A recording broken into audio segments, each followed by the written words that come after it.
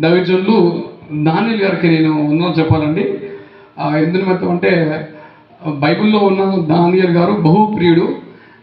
ఈ దానియేలు గారు కూడా అదే అనమాట, రిసీవ్ చేసుకోవడము ఈ అవకాశం ఇలా వచ్చిందంటే దేవుని కృప, దేవుడు అయ్యగారు వాడుకున్నారనమాట. రెండవది దేవుని ప్రేమ మమ్మల్ని బలవంతం చేసింది రావడానికి. ఇంకా చెప్పాలంటే దేవుడు మిమ్మల్ని ఎక్కువ ప్రేమిస్తున్నాడు. దేవునికి స్తోత్రము కలుగును గాక. హల్లెలూయా. ఈరోజు నేను చెప్పే అంశము ఏంటి అంటే, దేవుడు నాకు ఇచ్చిన వర్తమానము ఏంటి అంటే, మనతో మాట్లాడుతున్న మాట ఏంటంటే, నేను నమ్ముకున్న నా దేవుడు సమర్థుడు. చెప్పాలి, నేను నమ్ముకున్న నా దేవుడు అన్న చెప్పాలి, నేను నమ్ముకున్న నా దేవుడు సమర్థుడు. రాజులు 2వ గ్రంథం అంటే 6-7 అధ్యాయాల్లో 3 సంఘటనలు ఉన్నాయి. 3 సంఘటనలో మొట్టమొదటి సంఘటన ఏంటి బ్రదర్ అని గమనిస్తే, ఆ మొదటి సంఘటనలో ఎలీషా యొద్ద ఉన్న ప్రజలు నివసించడానికి స్థలము సరిపోకపోతే దైవజనుని అడిగి మ్రానులు నరుకుటకు వెళ్దామంటారు. వెళ్ళాలన్నప్పుడు దైవజనుడు వెళ్ళమంటాడు. లేదు లేదు దైవజనుడా మాతో రాండి అనగానే దైవజనుడు వారితో పాటు వెళ్తాడండి, శ్రద్ధగినాలి. అయితే ఆ మ్రానులు నరుకుతున్న సమయంలో ఏమైందంటే, ఒక వ్యక్తి ఒక గొడ్డలి నీటిలో పడిపోయింది. దేవునికి స్తోత్రం, హల్లెలూయా. నీటిలో పడిపోయిందండి. ఆ వ్యక్తి బాధపడుతున్నాడు. ఆ గొడ్డ అతన్ని కాదు, ఆ గొడ్డలి వేరే వ్యక్తిది. బాధపడుతున్నప్పుడు ఎరుగు తెచ్చుకున్నాడు. బాధపడుతున్నప్పుడు అక్కడ ఎవరు ఆ స్థలం చూపించినప్పుడు ఆ కొమ్మ నరికి దాంట్లో వేయగానే గొడ్డలి తెలియదు. దేవునికి స్తోత్రం, హల్లెలూయా.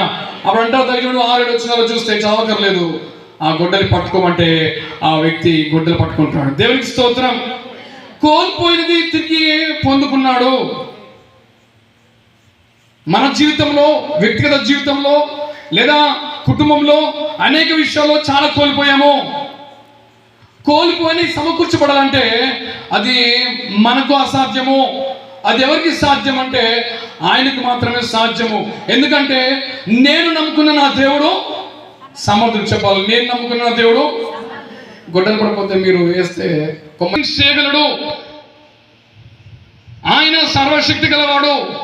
నిజమేండి, నేలను తడిపి ఉమ్ముదల తడిపి ఆ బురద ద్వారా కళ్ళకు రాసి స్వస్థపరచగలడు. బురద లేకుండానే చేతుల నుంచి స్వస్థపరచగలడు.